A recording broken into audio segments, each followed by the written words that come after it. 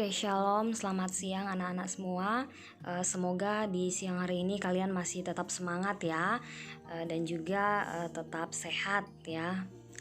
Anak-anak, kita akan melanjutkan materi kita. Kalau sebelumnya kalian telah mempelajari tentang teori terbentuknya jagat raya maupun tata surya yang kemarin sudah kalian pelajari, kita akan melanjutkan materi kita yang bagian B ya, yaitu anggota tata surya. Oke, baik anak-anak, di dalam tata surya kita ini terdiri atas ada matahari, planet, asteroid, komet, meteor maupun satelit. Nah, kita akan melihat satu-satu ya dari benda-benda langit ini. Oke, baik, yang pertama adalah matahari. Matahari adalah bintang yang menjadi pusat tata surya ya. Jadi matahari ini sangat berpengaruh terhadap kehidupan yang ada di bumi ya. Nah, hampir semua energi yang ada di matahari ini dibutuhkan oleh makhluk hidup di bumi ya. Nah, anak-anak, matahari berupa bola pijar yang ukurannya itu sangat besar, dan matahari dapat dikatakan sebagai bintang karena dia memiliki energi cahaya sendiri. Nah, menurut Albert Einstein, dia katakan bahwa energi matahari berasal dari hasil reaksi inti yang terjadi di dalam tubuh matahari. Nah, untuk tubuh matahari sendiri terdiri atas bagian inti dan juga bagian kulit luar. Dan untuk suhu permukaan matahari kurang lebih adalah 6000 derajat Celcius ya. Sedangkan di bagian inti suhunya itu mencapai jutaan derajat Celcius. Oke, next, ini adalah bagian-bagian yang ada pada matahari. Anak-anak bisa lihat pada gambar ya. Yang pertama ada inti, kedua zona radiasi, ketiga zona konvektif, ada fotosfer ya, kemudian kromosfer dan juga korona. Ya, anak-anak bisa melihat bagian-bagiannya yang ada pada gambar. Oke, kita lihat satu-satu. Yang pertama, inti matahari. Nah, inti matahari adalah lapisan matahari yang paling dalam. Inti matahari ini merupakan sumber energi utama matahari. Ya, di dalam inti matahari terdapat proton, elektron, dan juga neutron. Nah, anak-anak, inti matahari ini dia punya tekanan dan suhunya itu sangat tinggi ya, yaitu mencapai 15 juta derajat Celcius. Yang berikut adalah zona radiasi. Nah, bagian ini berfungsi sebagai tempat terjadinya distribusi energi ya. Energi yang dibentuk oleh inti matahari akan didistribusikan ke seluruh bagian matahari. Selanjutnya ada zona konvektif. Nah, pada zona konvektif ini terdapat arus konveksi ya. Jadi arus konveksi ini digunakan untuk membawa energi matahari ke bagian lapisan atmosfer planet-planet yang ada di tata surya, seperti misalnya bumi ya. Oke, yang berikut adalah kromosfer. Lapisan ini merupakan lapisan atmosfer matahari ya. Bagian ini dapat terlihat ketika terjadi gerhana matahari. Saat terjadi gerhana matahari total, kromosfer ini lebih terlihat seperti cahaya yang memiliki warna kemerahan. Dan untuk tebal dari lapisan kromosfer ini sekitar 16.000 km. Oke, selanjutnya yaitu adalah korona. Nah, korona juga masih bagian dari atmosfer matahari. Bagian ini adalah bagian yang paling luas dari atmosfer matahari. Nah, anak-anak, pada permukaan matahari ini terkadang terjadi semburan massa gas yang tinggi ya, mencapai ribuan kilometer dengan kecepatan ratusan kilometer per detik. Nah, semburan tersebut itu dinamakan dengan lidah api. Nah, lidah api ini terdiri atas bahan elektron dan proton yang berasal dari atom hidrogen.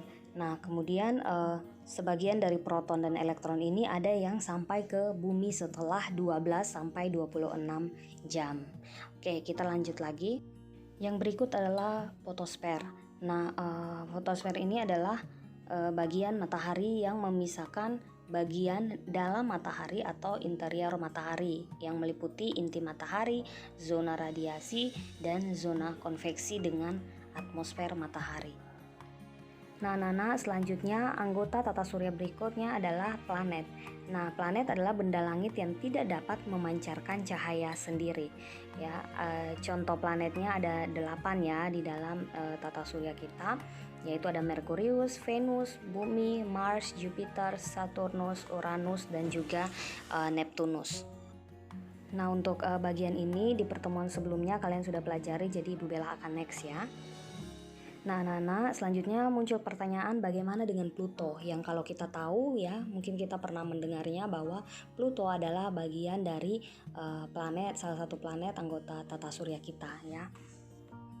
Nah, Pluto ini adalah dikatakan bahwa dia adalah planet kerdil ya. Nah, planet kerdil ini adalah objek luar angkasa yang punya komposisi mirip dengan planet, tapi bentuknya cenderung tidak beraturan dan ukurannya terlalu kecil untuk disebut sebagai planet ya. Dan ada beberapa penelitian yang mengatakan bahwa Pluto itu bukan planet ya.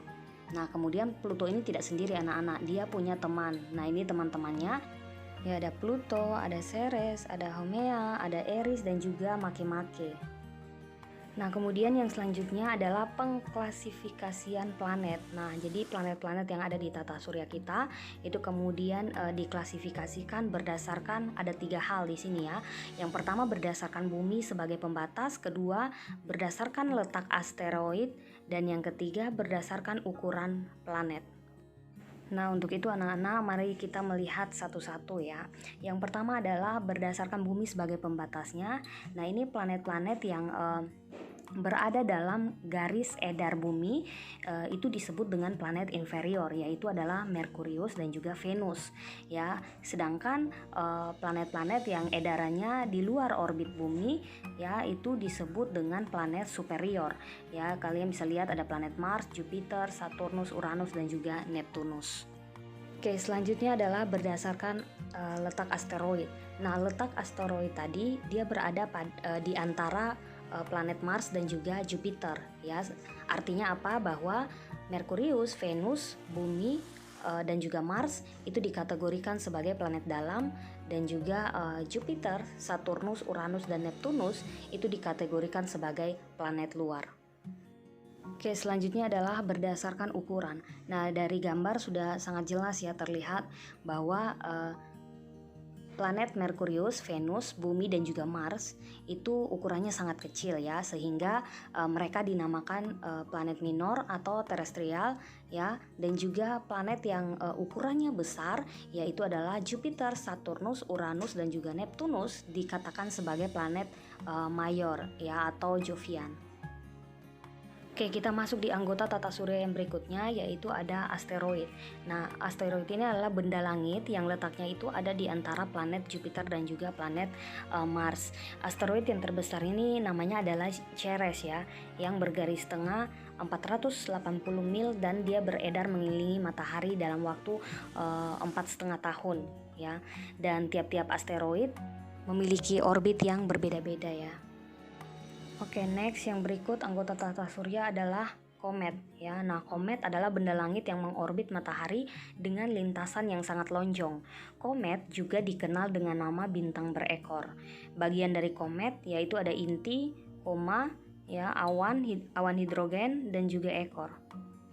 Nah, anak-anak, anggota tata surya yang berikut yaitu ada istilah meteorit, meteor, dan juga meteoroid ya.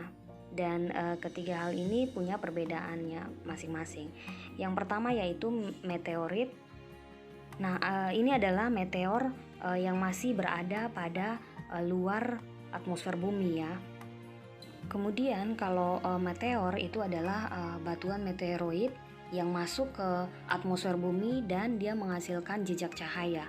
Ya, terakhir yaitu adalah meteoroid ya, yang artinya adalah meteor yang mencapai permukaan bumi. Nah ini adalah benda yang sama, cuma dia berbeda namanya ya. Mulai dari dia masih di luar angkasa, dia berada pada atmosfer, dan juga dia mencapai permukaan bumi. Nah, anak-anak, anggota tata surya yang berikut yaitu adalah satelit. Nah, satelit ini adalah benda langit yang mengitari planet ya. Jadi pada saat planet mengelilingi matahari, satelit ini juga mendampingi planet di dalam revolusi mereka ya. Jadi satelit ini terdiri atas 2 ya, ada satelit alami dan juga ada satelit buatan manusia. Nah, satelit buatan ini ya dibuat oleh manusia dengan berbagai kegunaan tertentu ya. Misalnya adalah satelit komunikasi, satelit astronomi, kemudian satelit navigasi dan banyak ya. Dan kalau satelit alami itu adalah bulan ya. Oke, baik anak-anak, kita akan lanjut lagi ke materi kita, submateri kita yang berikut, yang bagian B, yaitu gerak, rotasi, revolusi, dan precesi bumi. Nah anak-anak, pada dasarnya kita kenal ada dua gerakan planet atas surya ya, yaitu rotasi dan juga revolusi. Nah rotasi berarti berputar pada porosnya, dan juga revolusi adalah gerakan planet beredar mengelilingi matahari. Nah, gerakan bumi ini dapat dibedakan menjadi 3 ya, yaitu ada rotasi, revolusi, dan precesi. Oke, kita masuk yang pertama, yaitu rotasi bumi. Rotasi bumi adalah perputaran bumi pada porosnya selama 23 jam, 56 menit, dan 48 detik.